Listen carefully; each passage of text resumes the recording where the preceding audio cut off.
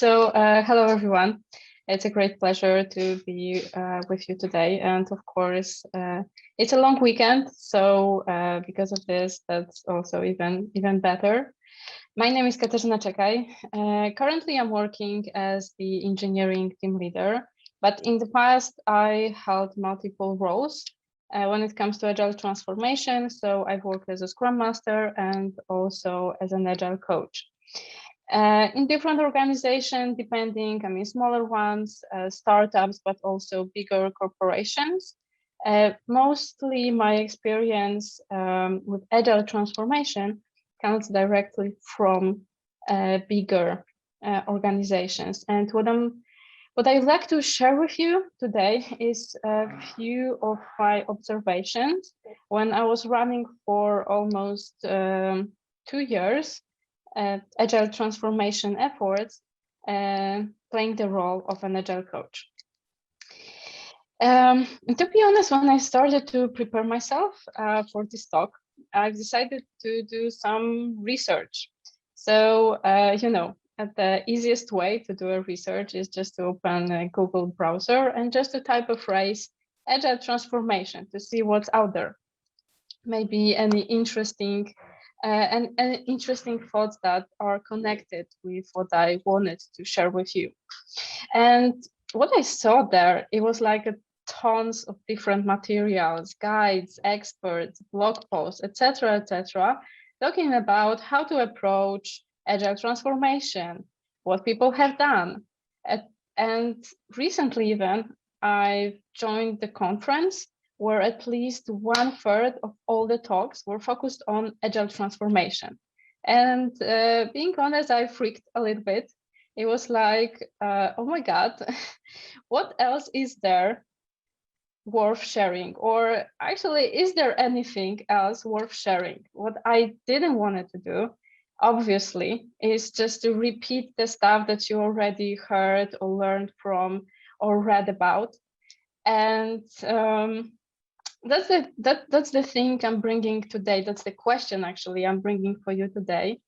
And hopefully there'll be something interesting, something new, but I would like to ask you after the presentation to let me know if any of those 10 lessons you found interesting, and maybe, just maybe, there was something worth remembering after all. So when I think about Agile and Agile transformation in particular, I'm thinking like both of these words, so Agile and transformations, are very big words. They include ideas, statements, questions, almost on a philosophical level. And combining them together creates a space for nearly impossible to achieve objective. And sometimes, in its nature, a very deadly one for the organization itself. When we take a closer look at the change DNA, we may see two different types of changes. One is the structural one, and the second are normative changes. So the first one, so structural, is where our relationship to others is altered. So, it may include various changes in the social structure, for instance, changing the relationship, the status, the identities, or adding new titles for people. The normative ones, on the other hand, includes various things like adding new methods, tools, practices, techniques, etc., but they do not affect the social structure. And one important quote that I've read when I was actually playing the role of Agile coach, and also were learning about change management itself, is that people do not resist the change, they just resist being changed. And that brings me to my first lesson, which is not introducing new titles, roles, or structure, or any structural changes if it's possible. So just to give you a little bit, a short story about my times and running the Agile transformations and how I did learn this lesson. So when I joined the organization, I joined this as a Scrum Master, and I was working for one of the projects. The overall transformation efforts were in the very early stages. We had a lot of traction. People were very excited about new changes coming. They were joining working groups. They were trying to find new ways on how to do stuff. So a lot of energy attached to this. Big kickoffs, and one thing that we've done at that moment was hiring a consultancy agency that were to provide us certified Scrum classes. And you know what? There was like tons of people interested in joining. So everyone was super energetic. Yeah, let's join this, that'll be amazing. But after a while, what we observed is that only a portion of those people who joined got their certificates. And even less of those people really tried to implement any of the learned practices, tips, and stuff from the classes in practice. And we've started to ask ourselves a question, okay, so what's up? What the heck happened there? And what I actually understand now and haven't understood back then is that by bringing the external consultancy agency, that the main responsibility was to train as much people as possible with the new roles, because those trainings have a certain title in their name. So certified Scrum Master, certified product owner, etc., etc. I just directly put people at risk. And because of this, a lot of people started, even unconsciously, to resist the change more. And I'm saying this, I would like to underline the part of the sentence that it was unconsciously, because this is just how we work as a human beings, that normally we do resist being changed, as Peter Sand said. So by organizing the classes with the new titles, even in their name, and during which it was a lot about how these new roles work, what kind of practices, tools they use as a new role, we just simply polarize people into resisting the change more, even though it was done unconsciously. So lesson number one, try not to use new wording, new titles, new everything. You can do it without it and still have a successful change. What I didn't know back then is how to tackle this situation. And this is also the thing that I've learned. And that brings me to my lesson number 2, which is a tool actually that could be really helpful when it comes to understanding the structure of the change itself.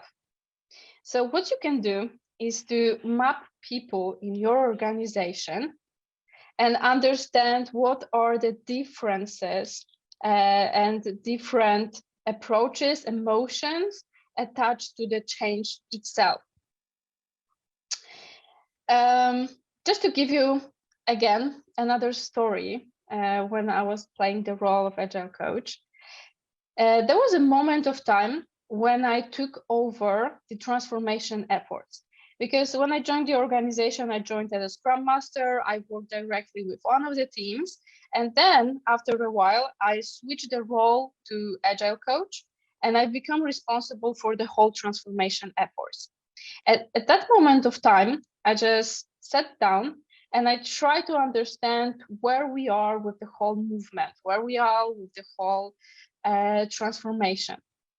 And what I did wrong back then is I just looked mostly on the operational layer of the change. So I was looking, okay, so do we have a newsletter? What kind of workshops we have done? What are people interested in? So very, actionable layer. What can we do with this? But what I missed is a sociological one. And because of this, I've started to ask wrong questions to wrong people. And I couldn't be able to develop proper communication to get more traction and get more people engaged into the transformation. So how to do it differently? This is the tool I've learned back then, and definitely I would recommend using this if you do have going through a change. And I'm using this right now as well. So let's imagine that's your organization. Inside there may be different teams, departments, groups, etc., etc. And what we're trying to do while mapping your organization is to understand which of those people, groups / departments are pro-change. So people who just simply love the idea from the start, early adopters, people that are super engaged and energetic. Also, trying to identify the people who are anti the change itself. And then what's left, those are the people that are neutral to the change. So it's like, okay, something's happening, but does it bother me? They have sometimes a lot of questions. Maybe they're confused about the change. Sometimes there are even in the denial that maybe we don't need to change, but they definitely do not have these strong opinions that they're anti the change itself. So what should be our strategy here? First of all, we should be focused on the neutral people and try to move them into the pro side of the equation. So those people are actually very, very crucial when it comes to the success of the change. So we have to, first of all, identify those people and then start asking the questions, where exactly are they? What kind of questions do they have? And what can we do? So what kind of, and this part is operational, what kind of, I don't know, knowledge, information, anything else provide them with in order for them to move to the pro stage of the equation. Second part of the strategy, which is pretty challenging, is to be focused on these pro people. Because they're very energetic, and due to this level of energy that they have, we have to start asking the question how to keep them at this state of mind. Because definitely we don't want to lose this energy, we don't want to lose this almost startup-ish approach that they're bringing to the change. And how to do it. For instance, you can use simple tools like stating very challenging goals or adding a lot of feedback on the way, etc., etc. There are many things which you can do depending on the people, of course, and the nature of the people you are inside to keep them energetic. But the question is, for a moment, I'll give you a few seconds to think about what to do with the last group on the equation. What would you do about them? Moment to think. Okay, so normally we shouldn't do anything. So we should leave them as they are, try not to polarize them even more, because they have really strong opinions about the change and they are against it. So whatever we do at the very early stages of the change itself, we will just polarize them even more and probably cause that more people from the neutral stage will just move to the anti, and that's definitely something that we do not want to have as a result. So just do nothing. Don't focus on them, focus on those groups on the left. And what I would like you to do when you look at this, it's this thing, it's called social entropy. Think about the last change you are going through and think about where you have been, in which group. And if you were, for instance, in neutral or in proactive or even in anti, think about the things that could have worked for you if they were provided, so that you would flip to the proactive group or stay there for longer. And use those things for the future in order also to keep those people in the change itself and move them to the stage you would like them to be moved. Another story, time for another story as me being Agile coach. Oh, I've got a lot of stories. You saw in the title of my presentation that it was a bottom-up approach. But in the stories earlier, I've told you that we had a support from the senior leadership. So it's just that doesn't add up. So what's the trick here? So when I switched to the Agile coach role, the transformation efforts, everything was in a really wobbly place. So we've lost actually the supporter from the senior leadership. She switched to another role, still stayed in the organization, but she wasn't a supporter for the Agile transformation itself. And for a while, no one was responsible for moving forward. So the overall energy, as you look at this, as you look at this picture, you may see that we lost, no one was responsible for keeping those people energetic. So we started to lose them. Some of them moved to anti, some of them moved to neutral stage of the equation.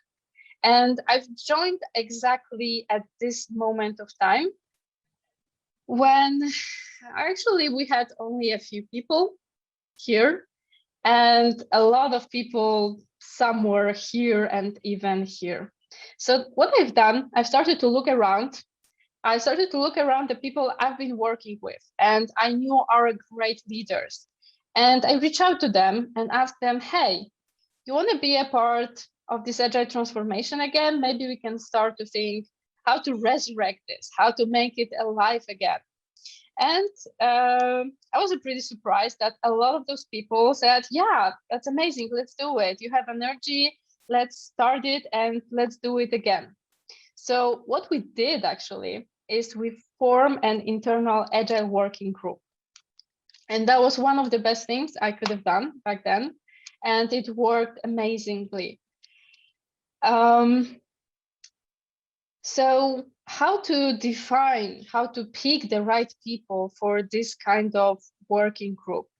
So there are a few characteristics that you should be focused on, and I'll tell you whether we had all of them or not exactly. So first of all, it would be great to have T-shaped skills that, you know, has a representation from members in subject matters such as technology, organization design, people, leadership, culture, etc., etc.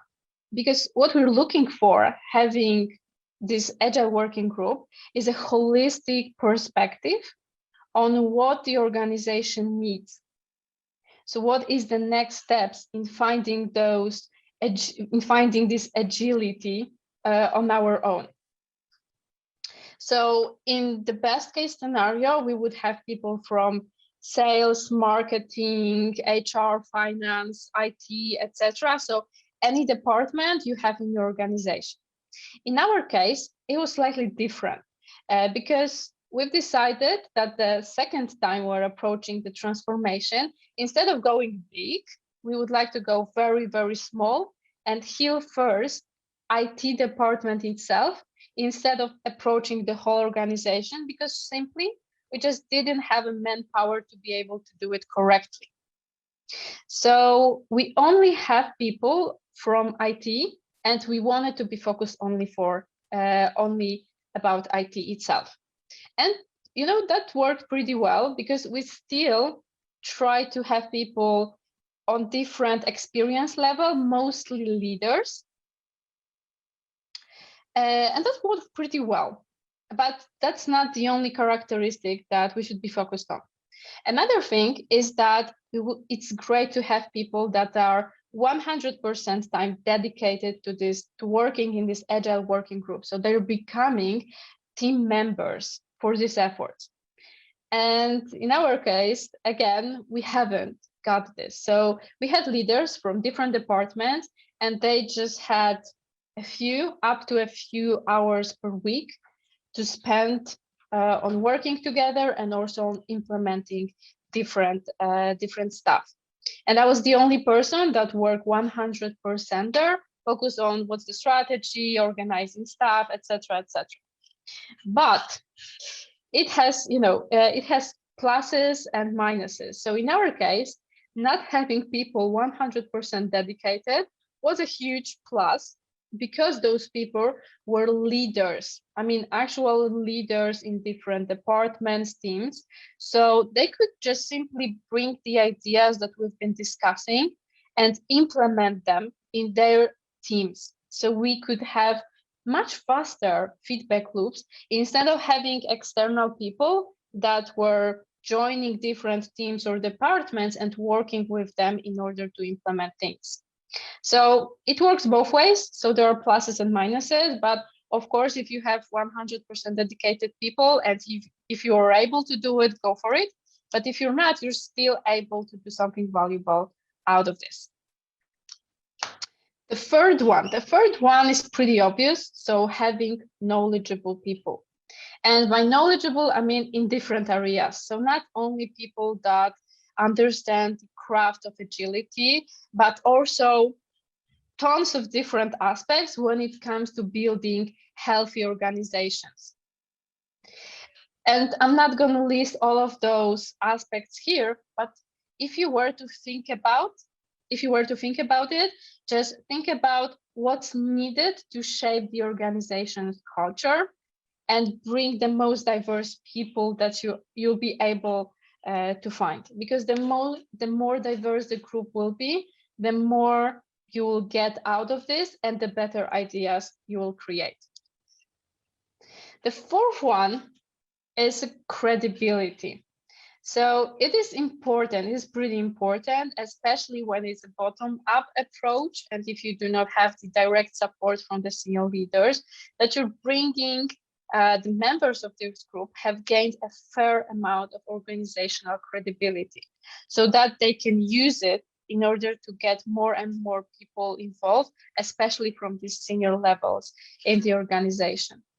And last but not least, and if I were to pick one characteristic from this list, I would definitely pick this one. So what we're looking for is humble change leaders that just simply know how to lead from behind. So servant leadership in a nutshell.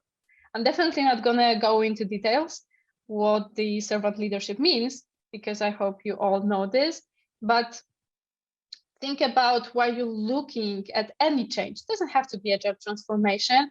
Think about those leaders that for them, people come first, and pick them for your working group so that you would get the best results possible that you'll be able to looking for. But one thing to add about agile working groups or any working groups when it comes to the change, that it is critical that this group will capture an end-to-end view of the organization. And the question is how to do it, how to map this end-to-end view on the organization. And that brings me to lesson number 4, which is exactly the tool and technique on how to do it. And the first thing that we have to be focused on is to understanding the real pain points for the organization. Because from the one perspective, we may observe a lot of things that do not work in the organization, but what should be looking at is actually diving deeper and understanding what are the root causes of the observations that we see. And the tool I found really useful, and I've started actually to use it when I was an agile coach, and that helped me a lot to understand the nature of the organization, the nature of different behaviors inside the organization, and I've also taught it a lot, is a systems thinking approach. It's a very broad definition. When you type the systems thinking in the Google search, you'll see a number of different results. So I'm not going to go into details how to do it and what's there. But the one thing to look for is to try to map problems, try to map situations, and try to look for the reinforcing loops. And those loops will tell you what are the problems, what are the real pain points, and then you can start thinking on how to tackle them. And when it comes to thinking how to tackle, so right now we do have problems, and the question is, okay, so what to do about them? And personally, what we've done is we approach this issue of understanding the problem and defining, okay, so what are the next steps and actions slightly differently. Because we've decided to use a standard product approach that probably all of you are familiar with. So we've decided, having a product, we have a problem. So let's define what are the audience, what are the personas. Let's check whether the problems that we have identified, whether they have the same problems. And then let's define the product mission, product vision, product strategy, etc., etc. So just treat change as a normal product that you're developing together with people that has some audience, that has some stakeholders. Map those people who they are and just organize it around it using the standard methods, tools that you know from the product approach. And that's actually, it's pretty straightforward, especially for someone who knows how to tackle the products, how to build great products. It's just, okay, so now is the time to do this and that and this and that. And that's just, laid out all that you need to do. And the great thing about this is that you're actually learning how to sell those products. And once you do that, you're actually bringing more people that looking for this problem to be solved in the picture. And they're just becoming these pro people that we've talked about. So you're extending the groups that you're looking for, but try not to tackle everyone at first, because it just simply won't work. So pick just one group, one persona, and focus on this. Focus on helping those people, and then move to the next problem. Because once you start doing everything, it will be a mess. And I've done that and do not recommend doing it again. So what else can we do?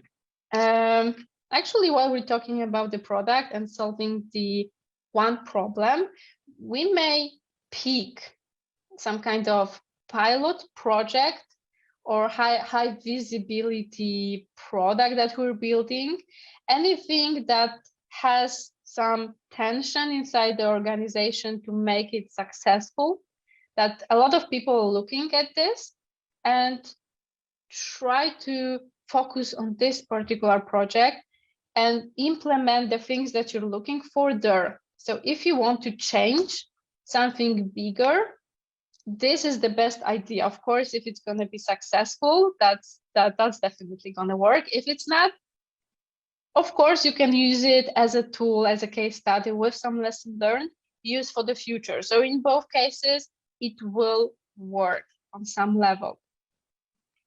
And actually, that's exactly my story, because when I joined the organization as a Scrum Master, I was working directly with one of bigger projects at that moment in time in the organization, and focus on changing the leadership, the structure, the way we've been working, just to make sure we're working fast enough, we're reaching our business goals, we're focused on the customer. So a lot of things change on the way, but what was the best thing about this is that the most senior people that were looking on this project started to be an advocate for the change itself. Even though it wasn't like direct, we haven't been asking him to do it, he just became this advocate for his peers. So just like that, we started to gather more and more people from the senior level in the organization, becoming the advocates for the change and trying to also try this in their own parts of the organization. So definitely case studies on one project, focusing real hard to do it, to make it work, definitely will pay off, even in the ways that you're not thinking while starting. while starting this. But only having this, high visibility project and discussing about all of those lessons, there's one thing that we should be focused on. The most important thing I would say, I think right now, it's the leadership. Probably all of you have heard about Simon Sinek and other people that talk a lot about how important the leadership inside the organization is. And I've already told you about Agile Working Groups, how to pick the right people, for instance, focusing on those servant leaders. But from the change perspective, so like Agile Transformation, which was the most important thing for me, was to give the leaders the right tools, answer their questions, help them to find themselves in the change first, so that they could help people that they're working with to also adapt to change. So if we just focus on the people inside the teams, for instance, and just leave the leaders to tackle this on their own, definitely it won't work, because the communication needs to work both ways. So we have to focus on the leaders first, so that we get the results of the people joining the change afterwards. So a lot of workshops, a lot of coaching, a lot of additional activities attached to the leadership.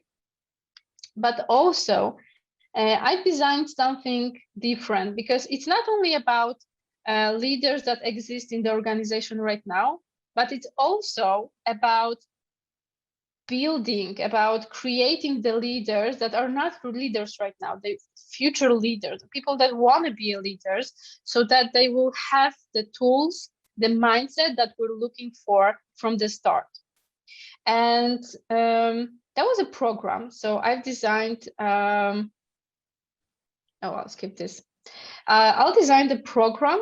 It took us around 8 months or 8 or 9 months together, but we're focused on, first of all, finding people that would like to become leaders in our organization in the future, and focus on this leadership toolbox that would be useful for them in the future. So we've been meeting bi-weekly, something like that. And at the very beginning, this group was focused on learning new stuff. So mostly I and also other leaders from this Agile Working Group were organizing workshops for those people to learn as much as possible.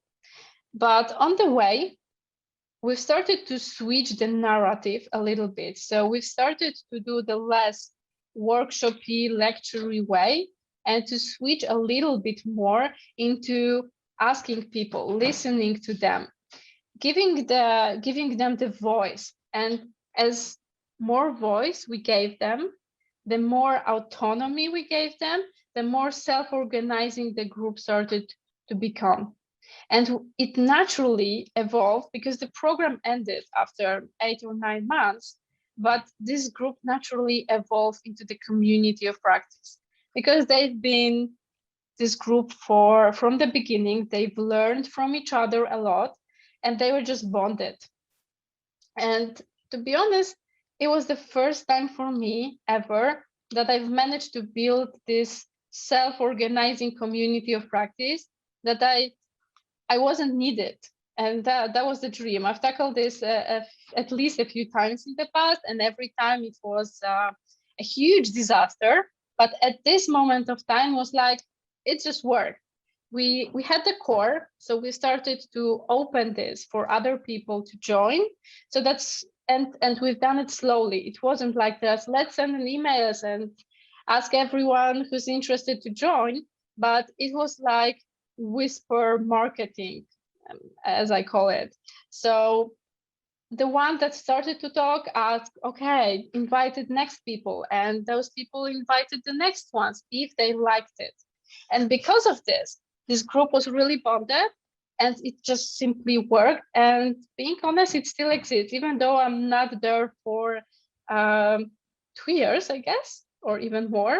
The community of practice still exists. It's in a different shape. There are different people inside, but it works. So apparently there was something in this way of building the community of practice. And having community of practice is crucial when it comes to the change or agile transformation itself. Giving the space for people to exchange their problems, asking questions, finding the solutions, learning from each other can not only bring this bond, but also can help people to design better change itself and finding the things that they wouldn't find on their own, but as they're a group, they're now starting to see. So super crucial and super important. And now it's time for the last two lessons. And those lessons are the lessons that I didn't know back then.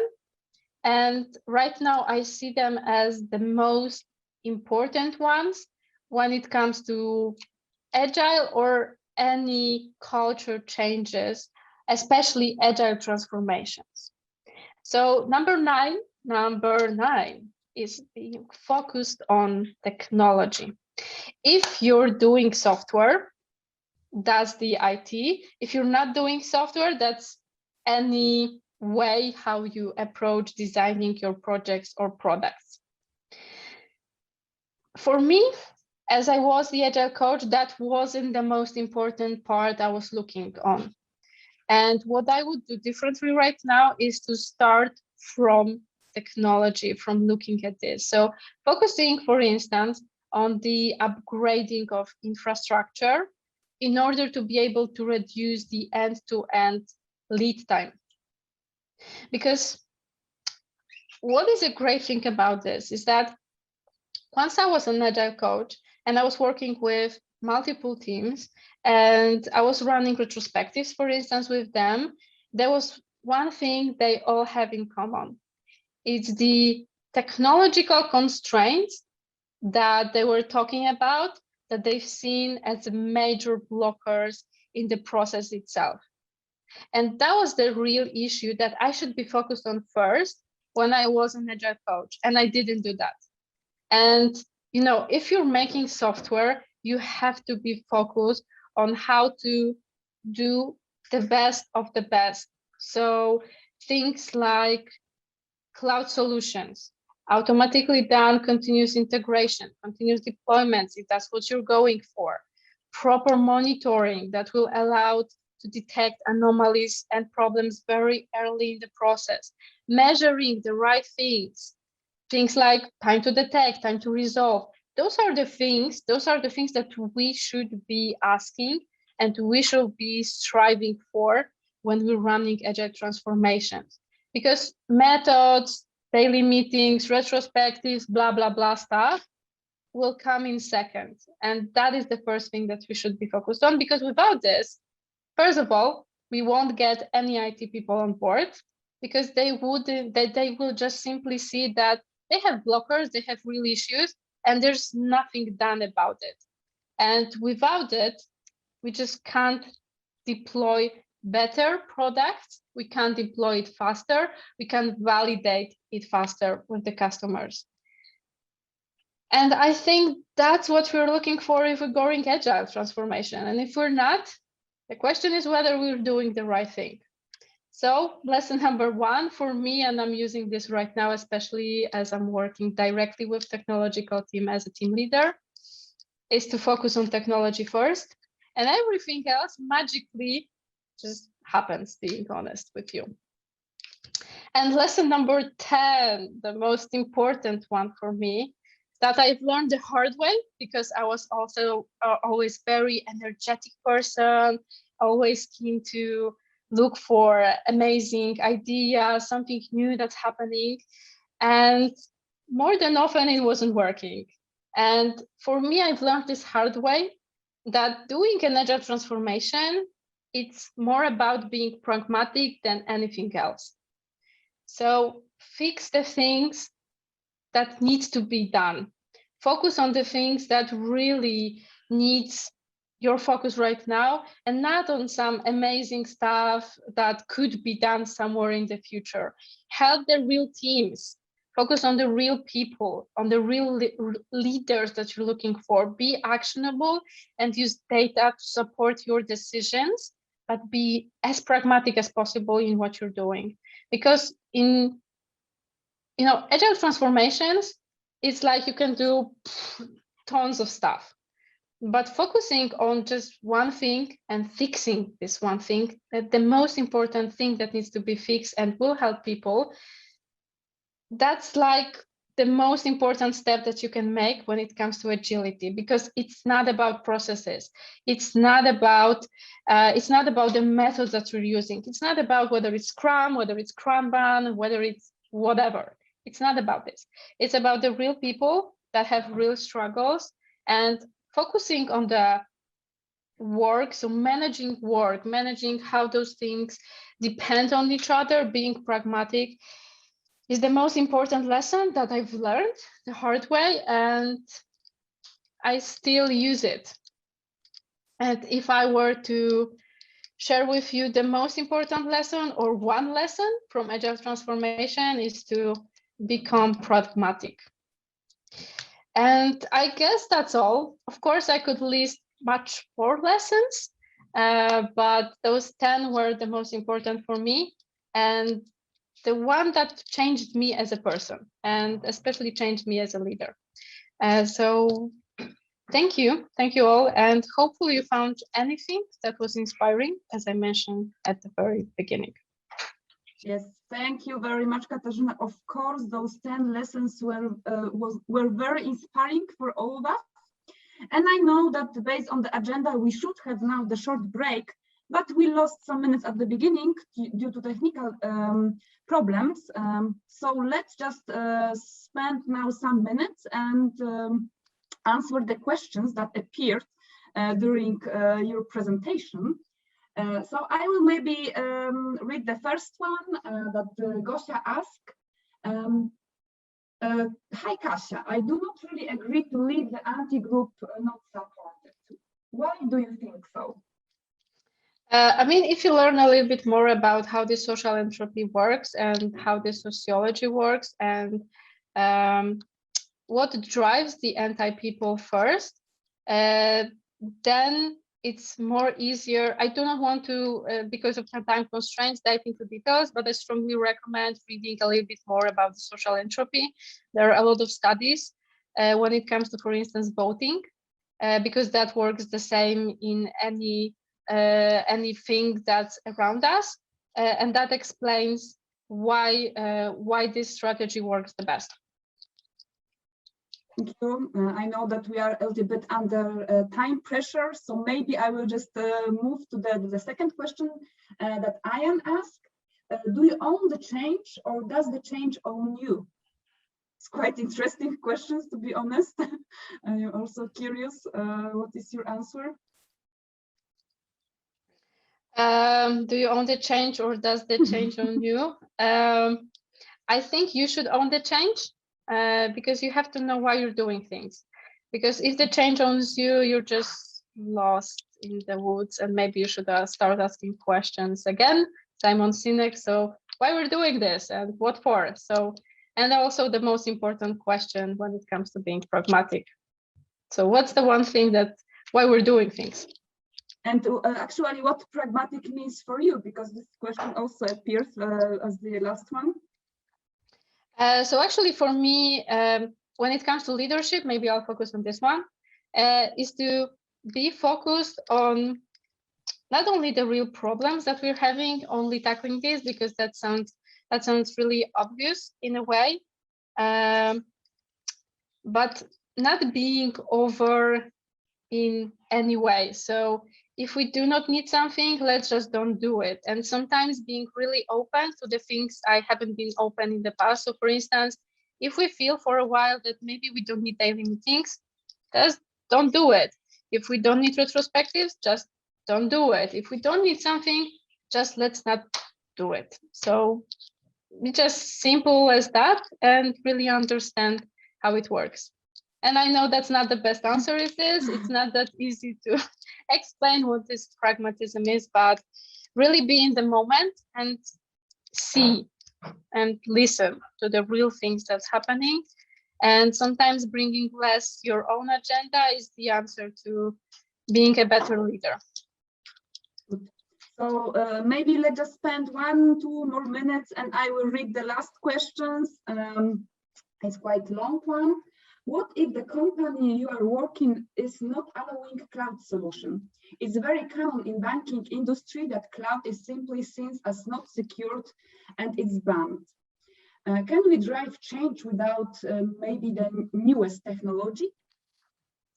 I think that's possible. I mean, it's not just about switching to cloud, because you don't have to switch to cloud to use the best of the best practices and the technology itself. But first of all, it's about stating the facts to the senior leaders, senior people, and asking what else, because for sure you do have inside your organization people that will be able to answer the question, okay, so instead of cloud, what else is there missing? And for me, it was like the developers were bringing the real solutions.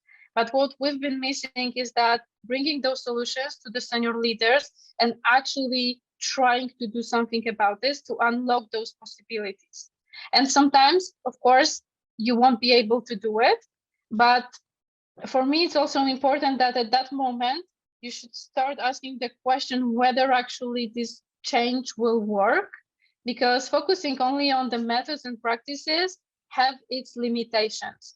And if you're doing software without the proper tools, those limitations are becoming the constraints within which you probably won't get better results. And that's okay also. If you're agreeing with this, that's fine, but it's more about understanding this. It's more about building the awareness and at least trying as much as you can to do something about this. So surfacing this up. So thank you very much, Kasia, for those answers. We could keep asking you, but we need to make a short break for the stretching, as I said at the beginning. So once again, thank you, and let's have a short 5 minutes break and see you to listen our second presentation. And hope that you rested a little bit and you have a lot of energy for the second part of our event, because I would like to introduce you the second speaker of today's conference, Łukasz Skotarek, with the topic "We are remote, what next?" So Łukasz, please feel free to share your screen and answer those amazing questions. Yeah, hello. So let me share my screen and start the presentation. A moment. You should be able to see my screen. Yes, and we are able. Okay, great. So hello, lovely people. I'm here to answer question, we are remote, what's next? 2 disclaimers at start. I'll be kind of focusing on IT because this remote can be done 100%, but this also applies to every single industry that can go remote. And second disclaimer is I cannot really go into really deep details given the time. So maybe we'll have some questions, or I'll leave some contact details at the end so you can reach out to me. So let's start with a small introduction. Like I was introduced, I'm Łukasz Skotarek. I'm a software monk. Basically working with software for all my career. I'm currently a coding technical lead at BlockFi, and we are a financial services company that is building a bridge between cryptocurrencies and traditional financing and wealth management products. And we are remote first. And after hour, I focus on music, mostly drumming and designing it. So let's check our agenda for today. So these 2 bits we covered or are covering right now. This talk was supposed to be different, so I'll talk about this in a moment. Then we talk what did we learn about remote, the pros and cons. Next, I believe that remote is not enough, and I'll also answer the question, what more do we need? And I won't spoil it now, what it is. I will tell you about my path. That was pre-COVID era, and we'll go to short summary and Q&A session. So let's start. Like this was supposed to be a way different talk. When I heard about call for papers for new trends project management, it was February 2020. I made a typo on this presentation, but it was before COVID happened. And I was in Nepal, living full digital nomad life, and I was working from there and sightseeing and so on, and decided to go with topic around this. So I wanted to convince you all that remote is the future of work, and we all should at least try remote. But then things happened. We were forced to go remote. And I guess there is no point in telling you to try remote now, right? As we all tried it in one point or another. And so, once again, the question, we have remote, what's next? So what did we learn? So there are obviously some pros and cons. I read a really interesting research by one company, but I sadly cannot disclose either the results or the company name, but I did my own research, which is coincidentally very similar to this research. And I found out some of the interesting information that I want to share. One of the things I wanted to measure was how does one rate remote work, and I got like above 4 out of 5 on average, with only 1, 2 out of 5, and with people both being forced to work remotely and working remotely before. So that sounds really optimistic. So let's see what are the most common pros of working remotely. So the first place, and this won't surprise anyone here, is commute time. We did spend a lot of time traveling to and from the office, and we can spend this time way more productive and way better.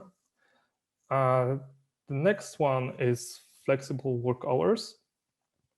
So it's when you don't have to travel to work, you can start at any time. And usually going remote also means being a bit more flexible with working hours. I'll skip one because it will be important later, just letting you know that it was there. So next one is ability to use downtime for personal tasks. And it's impossible to work for 8 hours straight without any breaks. Sometimes you have to wait for someone. Sometimes you go for a coffee. Sometimes you are blocked. And when in the office, you just waste this time. When you are at home, you can do some small personal tasks to occupy this time and spend it productively. One thing that kind of surprised me was that one's own environment can be way better than office one. People can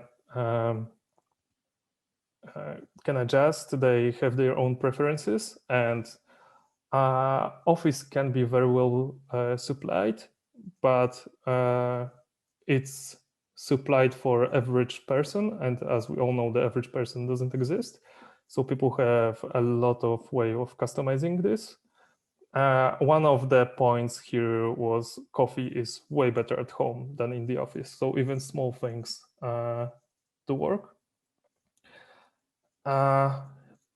People found out that they're more productive, and I'll touch on this later, but it turns out people can do more work when not in the office environment, which can be surprising to some people or some companies. And likewise, people can apparently focus more when working remotely. And maybe last but not the least, it's more family time. And it kind of ties to others, because you don't have to drive to your work and waste time. You can spend this time with your family, because you can start and your day maybe a bit later. You have some time for your family. And maybe because there is some downtime and you have like half an hour to do something, you can maybe play with a kid or something. And my personal highlight here, you wouldn't believe how happy he got when I started working remotely. It was like a heaven for him. Yeah, but it's not all gold and beautiful. There are some thorns to those roses. So there are obviously some remote problems. Those are from my research. We'll address some of them right away. Some we will address later, and few are here to stay, sadly. So first thing is weak internet connection, and this is something that we cannot do much, and it's probably here to stay. If we live somewhere with no options for better internet, this is sadly a big thing and joy killer, and it ranked first in the remote problems. But we can take a look at some other problems. So this was high as well. And socializing, this is something that's in current era is hard to take care of. Before that, forcing yourself to meet people every day was doing the job.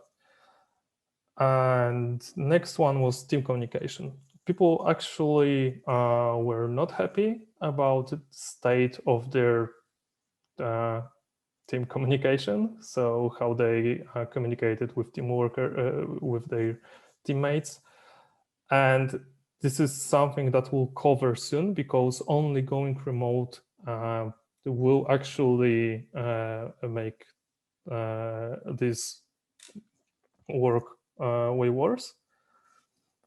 Next is life-work balance. Contrary to some companies that would think working from home would mean people would just start doing their own stuff and not working, it's the other way around. And a lot of people have problems signing off of the work and are actually working for a longer time.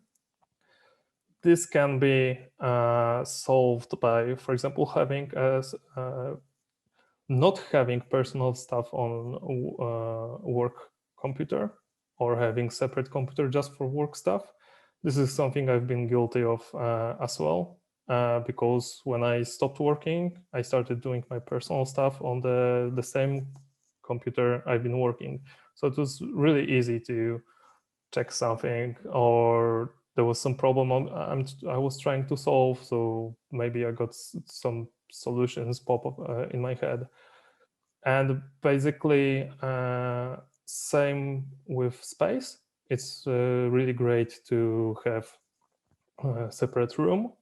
If you cannot do that, having separate corner of a room would work. So you need to have tools and space where work happens and nothing else. So if you close this computer, you leave this space, there will be no more work happening. And this is a cure for that. You've seen that people are more productive, and there are people also less productive, and there are people also less focused. This is mostly because people didn't have time to prepare for remote work, and they have really distracting conditions, or like if you have small loud kids and you don't have separate room, you cannot hope to focus really deeply on tasks when there is all kinds of distractions around. So I feel those two, and basically next one as well, those are coming from not being prepared and being like thrown into deep water of remote work. And so the parallel here is that I got my feet wet and then got slowly into water and starting to learn how to swim when it comes to remote work. And everyone who got to start remote work due to COVID were basically thrown into deep ocean, told to swim, and some of those people are not really happy about the situation for some reason. And which is interesting that some companies are undermining pros. So the company I told you about that did the research, they did it because they were not trusting their employees, who told the upper management that they're happy with the change and it's great and they're more productive and so on. So company conducted external research, hired an external company to do research on that. And when they actually saw the numbers that were confirming what the employees were telling them, it was when they believed, luckily. And not to mention all the job offers with remote now, obviously, but after it ends, going back on site.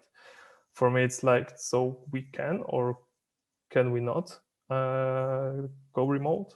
And it's kind of philosophical thing, but for me, if there is no point in hiring people who you don't trust, and usually like we are all adults and we can be trusted. So that's kind of strange, but it's also something I've seen, and it's a kind of a problem. So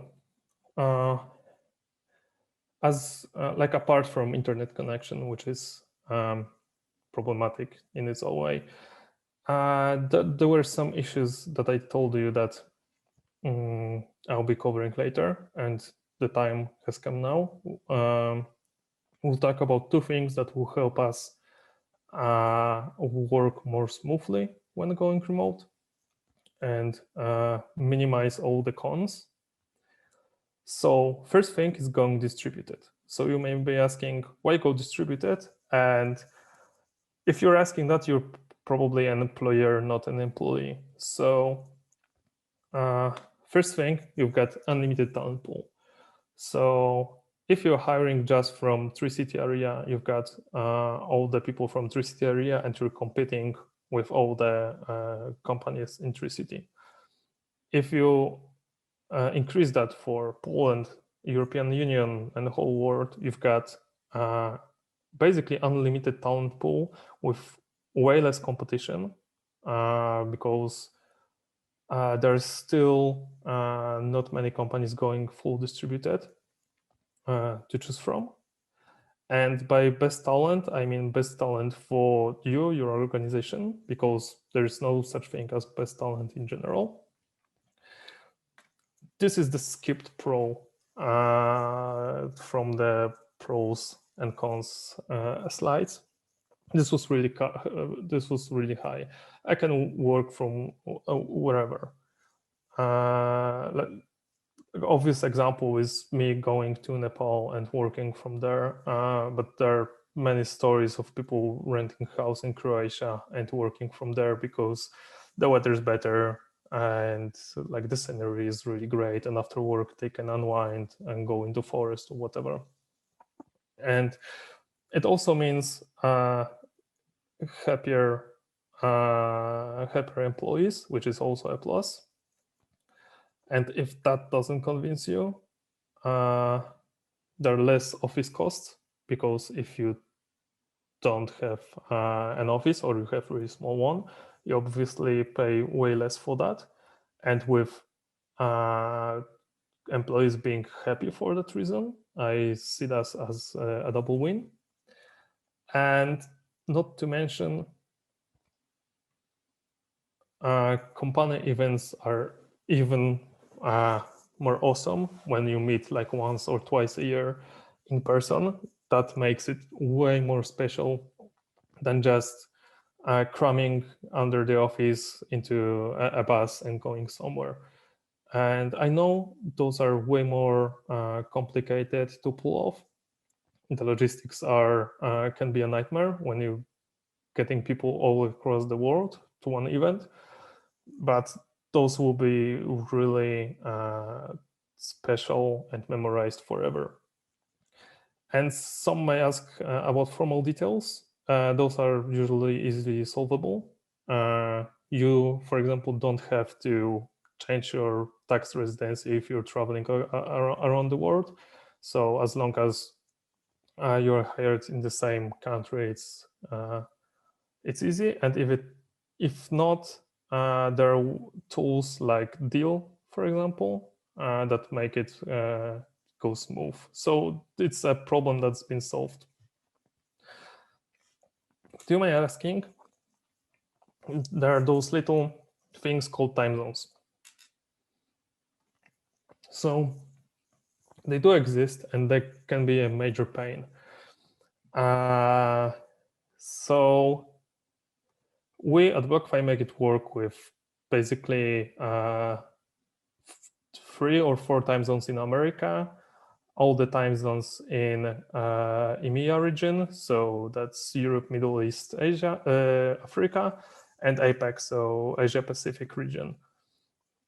So it's doable, and I'll tell more. You need to embrace them if you want to go distributed, because trying to skip time zones will make it not work for everybody. And let me quickly plug in a small thing. With distributed also comes the culture question. There will be way more different cultures at work than it would be in at a local company. But I see it as additional pro. While you have to learn some of the cultures and it will take some time, having diverse crowd will get you more perspective, which can lead to better solutions. So this is awesome. Time zones are doable, but we need to go asynchronous as well. So not only distributed, but also asynchronous. So you may be asking how to handle asynchronous work. And I get that there's a lot of stuff. We started just with remote, and now we're covering whole globe with whole time ranges. So we need to start treating asynchronous communication as a first-class citizen. So use something like Slack. And I know there are Microsoft Teams, there's WebEx, Teams, and many different solutions. Basically, you go with some chat-like solution that you can write to people, and they don't have immediately answer. And don't ping people unless it's really urgent or important. And I'll quickly show you the next point. It's usually not. So the question is the production burning? No, then it probably can wait for 10 minutes, half an hour, it depends. Basically, imagine, and this goes back to people more focused and more productive during remote work. You're in a flow state and someone goes to your desk, taps your shoulder, and everything's gone. You're out of your flow, you don't know where you were, and you cannot continue work in a way that you wanted. Basically, pinging people is the same way, but it's not as intrusive as going to someone's desk and trying to get their attention. So this is something that we have to learn, and I had to learn this as well, because we are so used to going to someone's desk and getting information right away. But to be honest, I also learned that it may sound urgent to me, but usually it's really not.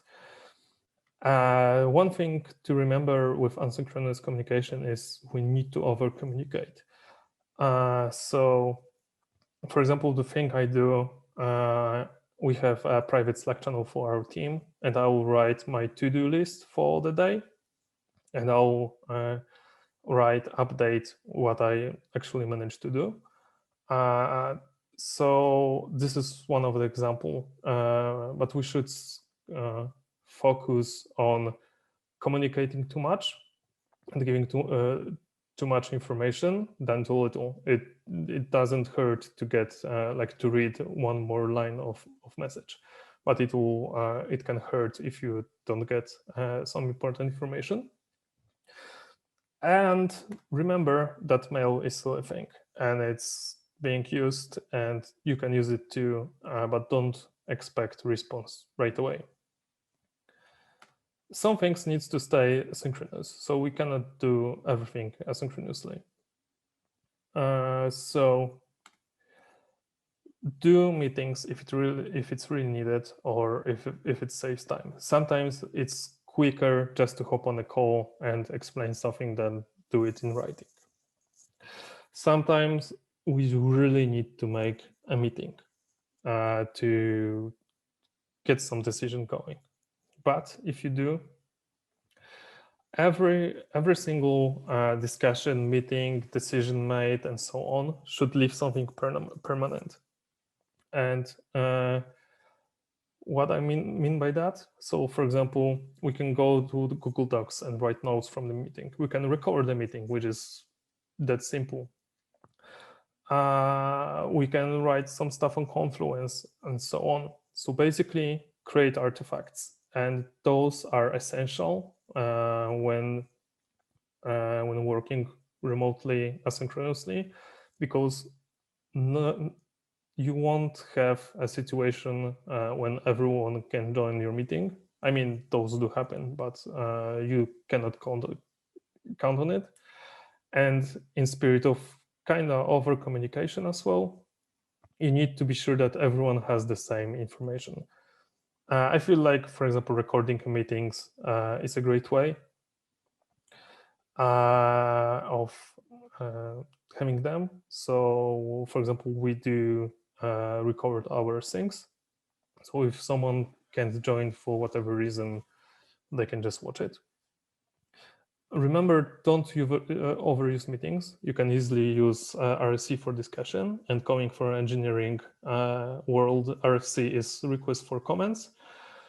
It will basically be you write a good document with some proposal, for example, and send it to the team so people can start writing comments on that. So you basically are asking for comments. Those are a great alternative to just sitting down and brainstorming, as they can be done asynchronously.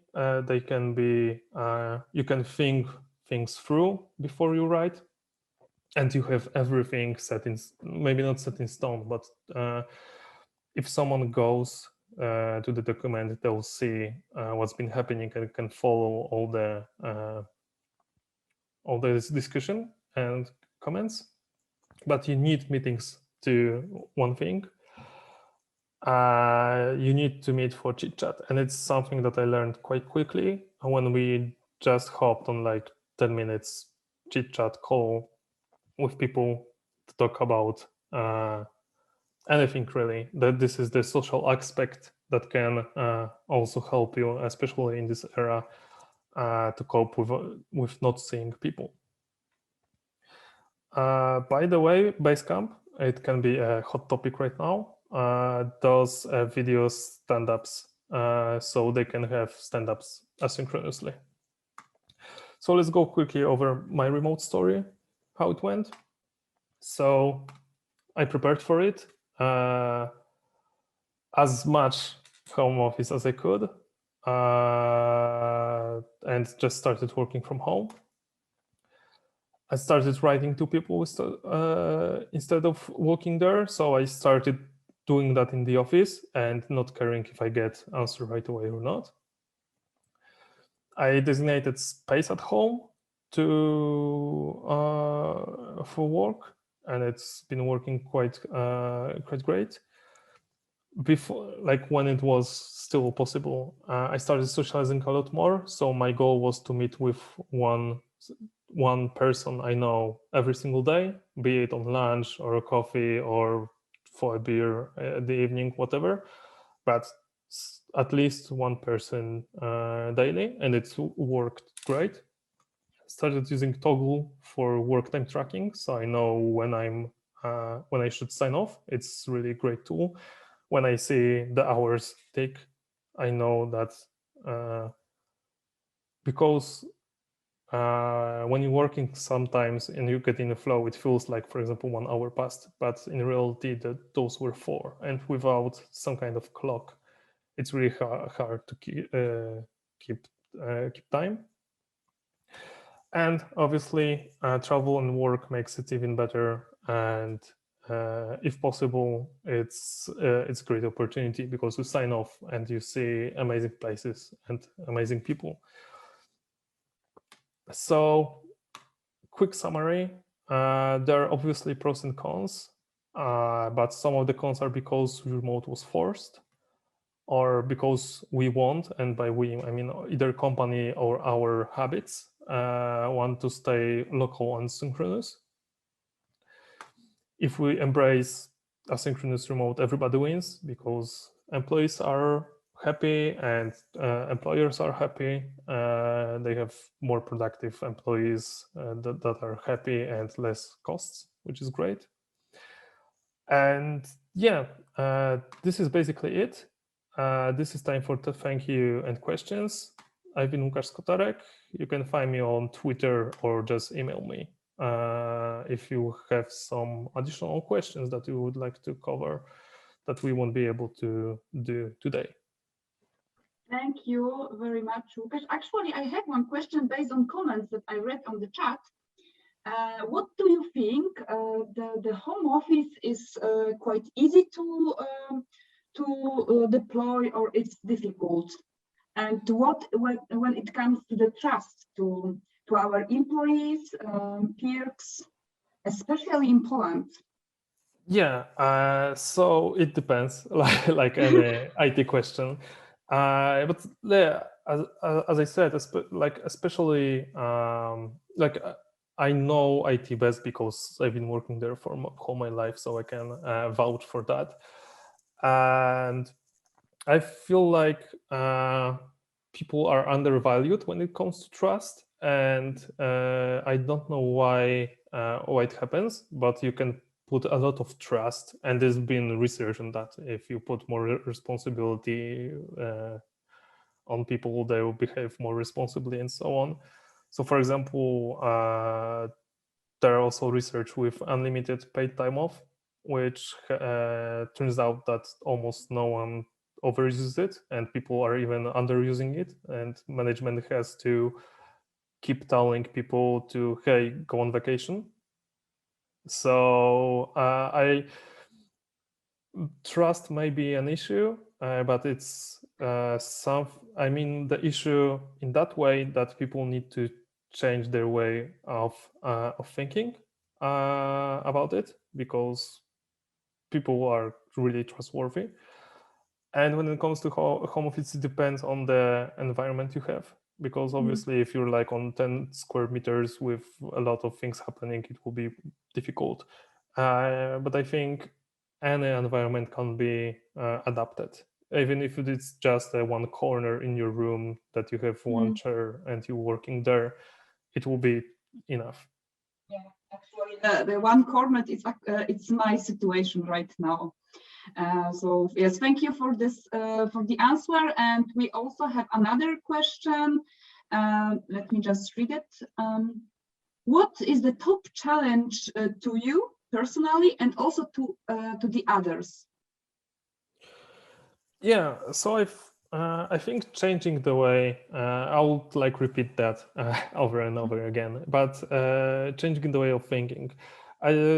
Even though I've been working for a long time, sometimes I still feel like my things are really urgent, and it's still somewhere there, and I really want like to just get to someone and tap their shoulder, and yeah, I think this is like the biggest challenge, because all the time zone differences are easily solvable by, for example, recording meetings or doing some buffer meetings with someone. And we basically made work US, like middle US with India. So by creating artifacts. So those are not problems. Like the mindset is is problematic, and I still sometimes just take a look at even if I close the work laptop, sometimes open it and check if maybe there's something doing. So those are like the biggest problems. Yes, just to do this hard cut. Yeah. Between work and life. I also see some interesting question to me from Big Lab. So how can we implement Agile in construction? It's quite an interesting question. So because time and money is fixed. This is the questions that Big Lab ask us, and maybe people feel free to unmute yourself because maybe we need more clarification to your question. Actually, I am in the mega construction project, but most of the construction project, the time is not fixed,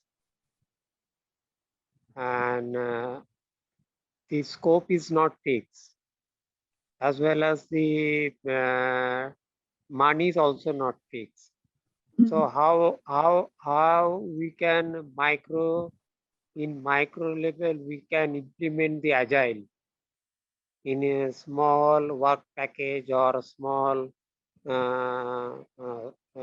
group of activities as compared to IT. And in the construction sector, it is not totally equipment based. It will be 40% equipment and 60% man based. So how we can implement the Agile in the construction sector? That is my question. Yes, and I already see one comment from Gosia that Gosia is really happy to help you with your questions, and she will send you the case study published on PMI website. So thank you very much, Gosia. Or maybe I don't know if our speakers would like to comment on that. Then also feel free to share your feedback. Okay, I will mail her because I am also interested for Agile also, or I am also the PMI member. So okay. How we can implement? And BibLab, I see already a lot of comments to your questions, so I would like to ask you just to go through it. And in case you will still have some questions, just contact us offline. So yes, thank you very much. And looking on the time that we have still 12 minutes to close our event today, I would like to once again thanks to Łukasz and to Katarzyna and to all of you for this active part when it comes to the question on chat. I will maybe share my screen again, because there is something very important for you that will come at the end of our event today. So hope that you see once again my presentation. So as I said, we will also share with you a link to the survey that we prepared, because we would like to improve our future events. And we have still a lot of events ahead of us. And to be updated and informed about our upcoming sessions of conference, please follow our social media. Here you can find all links to Facebook, to LinkedIn, and also our email address. And also one happy announcement is that we meet, I hope, with all of you in 2 weeks in our 4th session of New Trends in Project Management. And please meet Emma and Eva, our next speakers. Unfortunately, we meet those ladies also remotely, as Łukasz presented in his presentation. And just as you know, this year the conference hosts many events. So we have still a lot of sessions that you can also see once you follow our social media. Just one important information is that we have also holiday break in July and August. But for the rest month, you can find the titles of upcoming workshops, seminars, also when you visit Facebook, LinkedIn, or our website, or you simply contact us via email. And now is the time for taking a screenshot, because I am sharing with you the PDU codes. So please use this time, and if you are interested, make a screenshot, because soon I will just move to the next slide and it will be over. No worries. I will just give you 2-3 minutes, and you can make a picture.